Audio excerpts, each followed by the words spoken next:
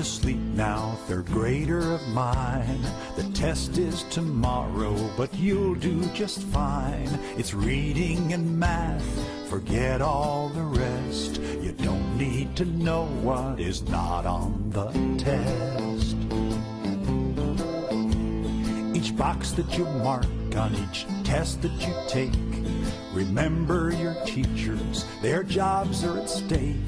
Your score is their score, but don't get all stressed. They'd never teach anything not on the test. Traditional ideas of assessment include a test, and the teacher acts as the engine of a train, just chugging along, carrying his or her cars or students along for the ride. A goal we have as future music educators is transforming this idea of transmission into something that's transformative, that brings more meaning for our students. We need to be able to coexist and agree that we are different. Critical pedagogy allows us to see a framework where we can coexist and learn from each other. Then, students can be sent on their own way. The purpose of this project is to analyze past experiences with assessment through a critical pedagogy lens.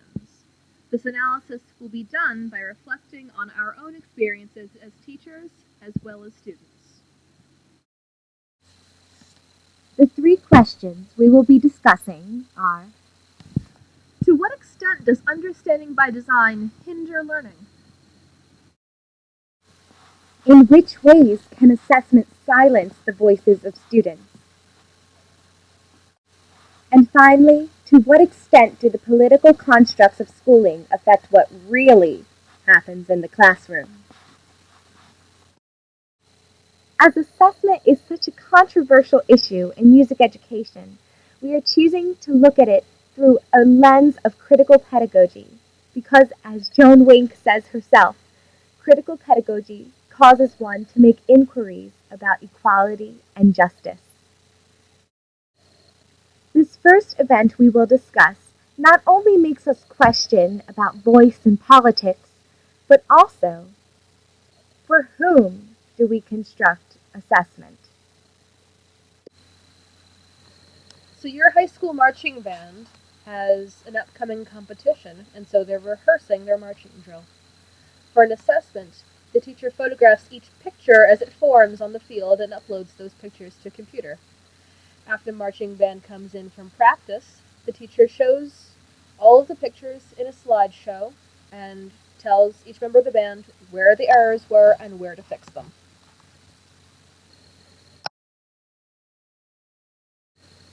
This started off as a great lesson and great assessment. While the act of assessment, the photographs taken at specific key times, was certainly valid, the student involvement portion of it led to a few issues. Having the entire band present, a band of over 70 students, led to some serious focus and attention problems. Another thing, the students were told what the problems were and where they were, rather than being involved in the process of identifying where the problems were and how to fix them.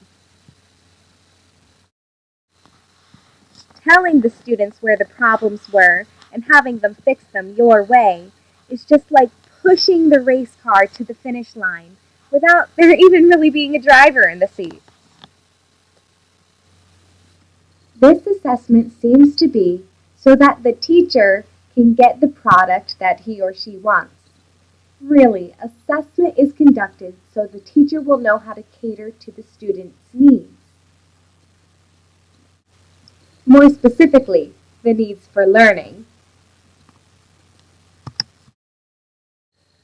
The critical pedagogue would actively involve the students in the assessment, asking specific questions about what they saw, not necessarily what were the problems or what was bad, just what they saw. In smaller groups, the attention issue might have been fixed. Individual sections, like the flutes, clarinets, saxophones, high brass, and low brass and percussion, can all be taken to watch the slideshow individually and enter a dialogue with the teacher with each section, while the other sections practice with their student leaders and the drum majors.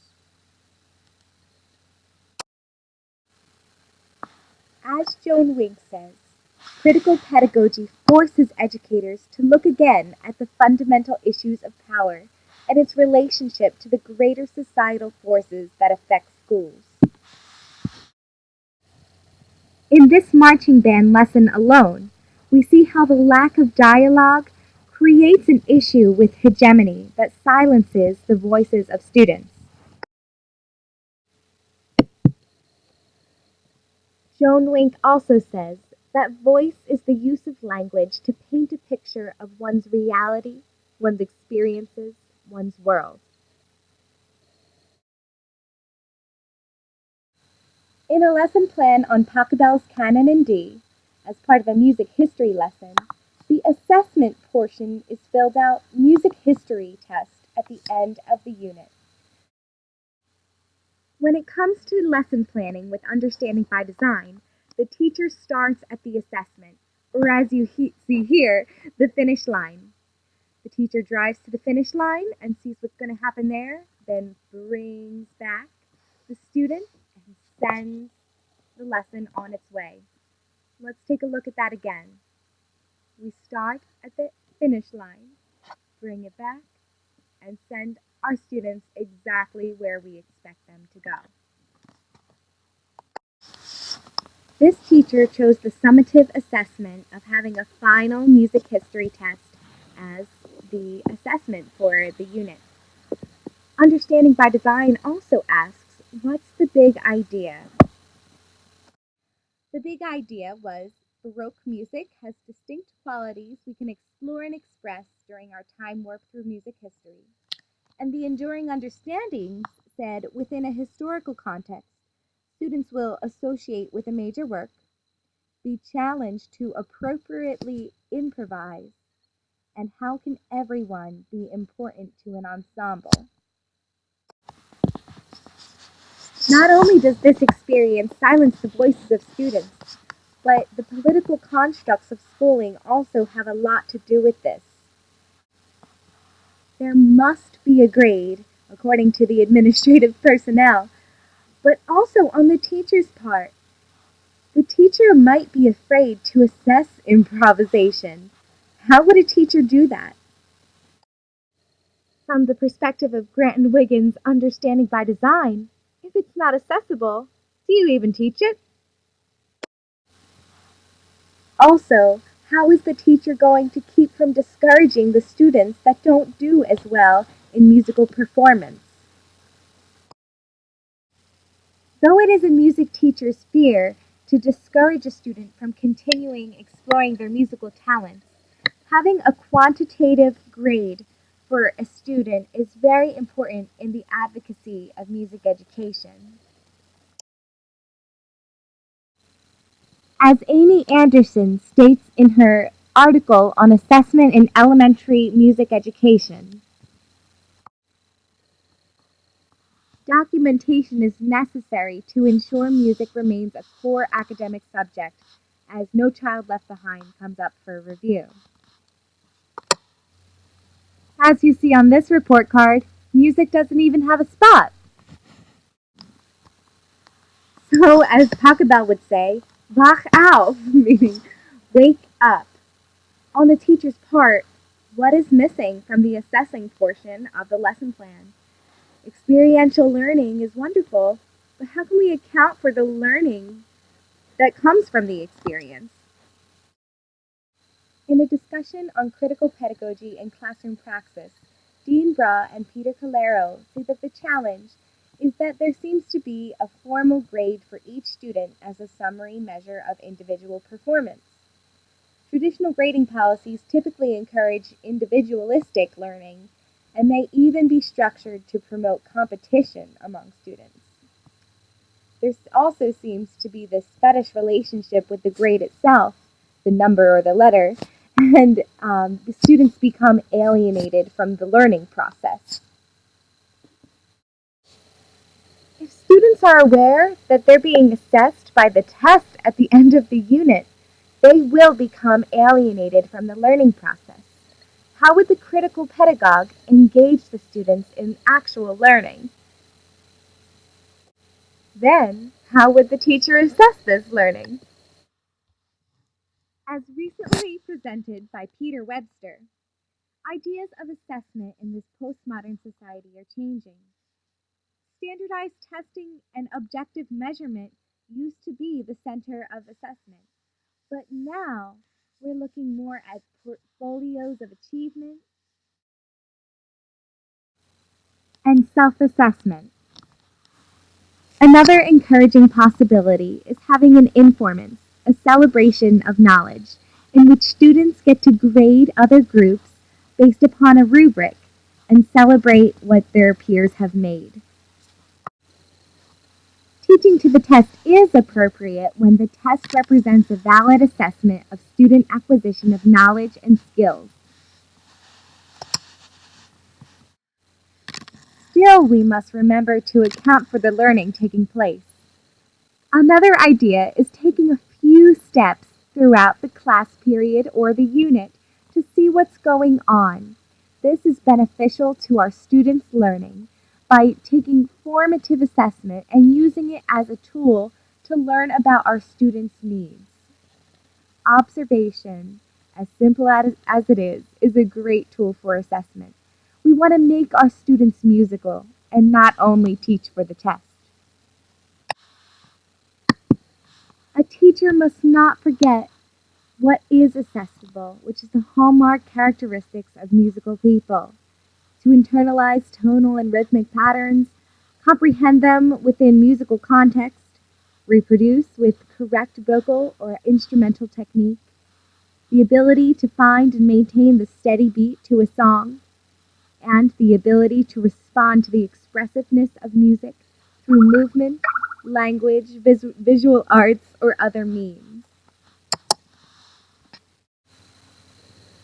So think about this. You're teaching your high school music theory class, and the next thing on the curriculum says that you need to teach modulation. The problem with understanding by design is you've designed your lesson around the test. By the end of the lesson, you want students to be able to recognize modulations in classical works by Bach and Mozart and the like. Problem is, the students don't really care. They want to know how to use modulation with their garage bands. So you've designed your lesson with the test in mind, which is giving the students a piece of classical music and having them analyze the piece and identify the modulations. You've done such a great job with teaching and pacing and all that, except for one thing. The students really don't care. You've designed this from the back to the front, which there's only one way for this lesson to go. Unfortunately, that's where you, the teacher, want it to go, and not necessarily where they, the students, need the lesson to go.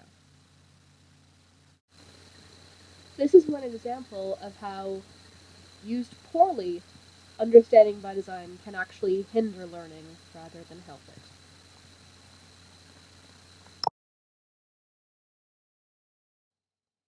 Now that we've discussed how understanding by design and assessment can silence the voice of our students and hinder learning, let's take a look at how the political constructs of schooling can affect what happens in your classroom.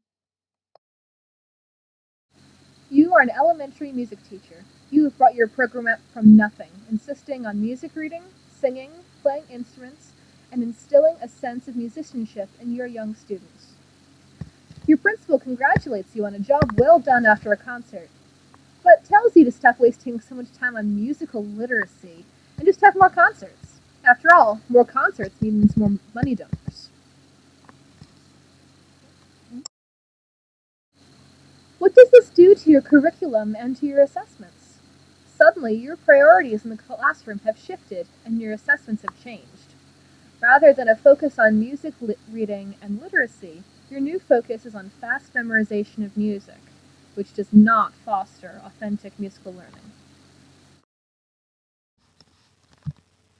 You want want to please the administration and the community in general, but what happened to those ethical choices you made when you constructed this program? Finally, learning is going on in your classroom. Assessments are based on progress and musical elements that are truly empowering for the students. Now, you're back to grading on attendance and enthusiasm.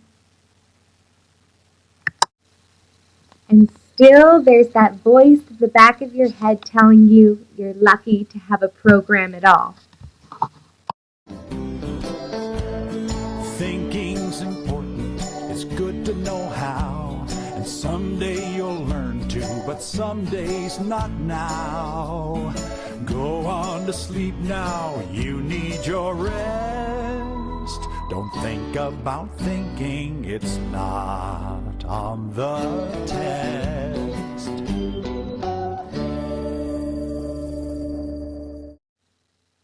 Speaking of a musical brain, let's look at this situation. There is not only a problem of silencing voice, but an issue with assessment as well. You're teaching a high school music theory class. Very basic. Your students enter the class with limited knowledge, so you start at the beginning with some basic note reading. A few weeks into the semester, a new student joins the class. He's mildly autistic and already knows enough music theory to pass a college-level course. Despite the material being far below his level, he's a very enthusiastic student and is always ready to volunteer an answer, often calling out the answer. For the sake of the other students, you frequently tell him to put his hand down. Your schedules do not allow for independent tutoring or instruction. So how do you assess him? Clearly, the assessments that you have prepared for the rest of your class are inappropriate for his level of knowledge. So how is he to be assessed? If your school determines grades by trending, he is likely to do very poorly, as he will have few means of improving his knowledge. So what do? Do you give him a textbook and have him teach himself the material he wants to know? Do you give him previously written assignments to occupy him during class time? Do you just allow him to complete his schoolwork, his other schoolwork in class?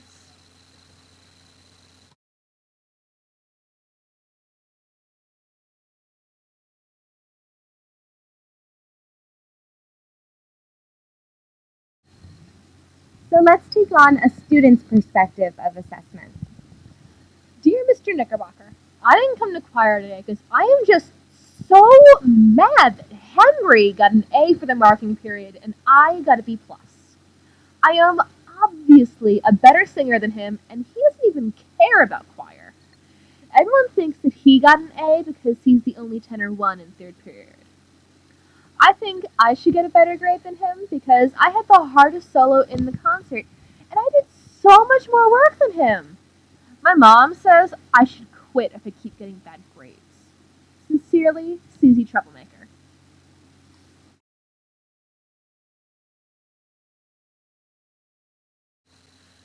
Dear Susie, in September you were given a syllabus which explained how everyone in concert choir would be graded.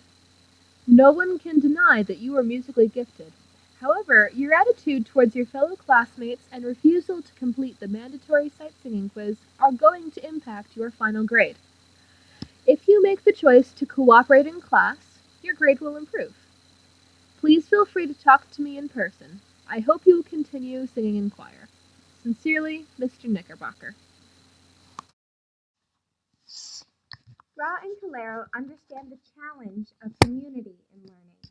They've proposed an alternative evaluation policy that promotes dialogue and assessment without jeopardizing the group solidarity so critical to community power. They say, our approach shifts significant power and responsibility to the students who commit under consensus to accept the standards for evaluation as collectively defined in a common evaluation document. This might have helped Susie Troublemaker understand where her grade came from.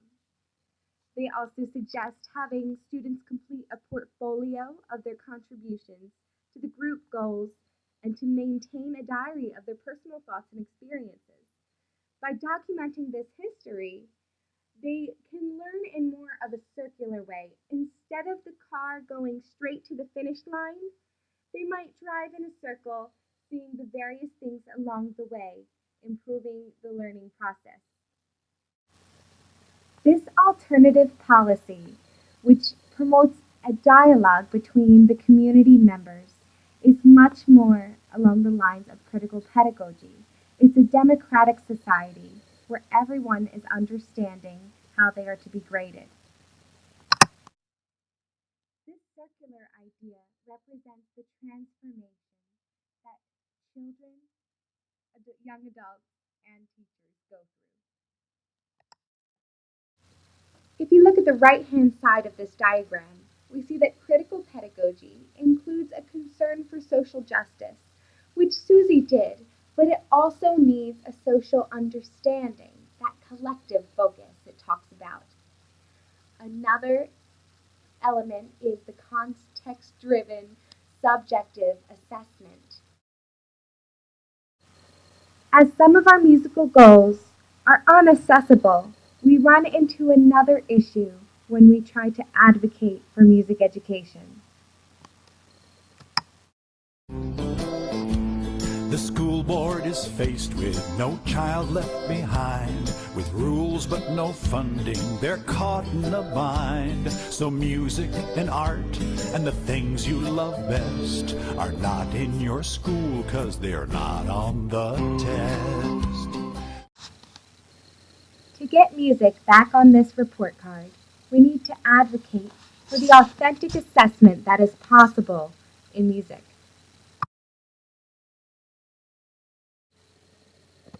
To wrap up this discussion, let's pinpoint the key points of critical pedagogy and their effect on assessment.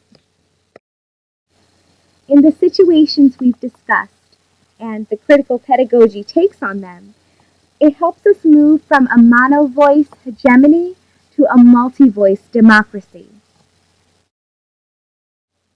We have reevaluated the issues of power and the political constructs within the classroom and within the school, and we've seen how this can transform everyone's reality and empower them to do more.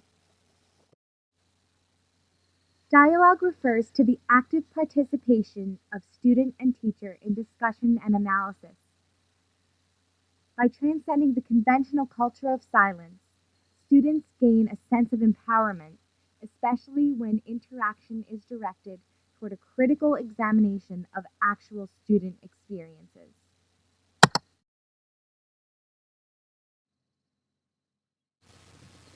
We may assess our processes for assessment, including the banking method, understanding by design, backwards design,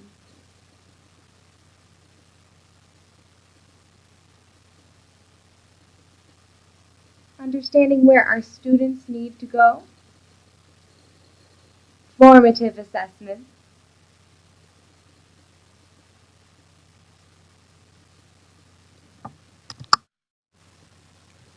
but ultimately we assess who we are, who our students are, and what can we become together.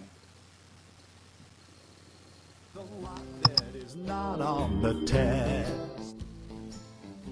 In all, critical pedagogy helps lead us from banking to transformation. Unless you're in Congress or talk radio, where shouting So which road would you take? and spewing are blessed. 'Cause In the end, we are given the chance to answer our question. Critical pedagogy plus assessment equals putting the power back in empowerment. someday you'll learn to, but some days not now.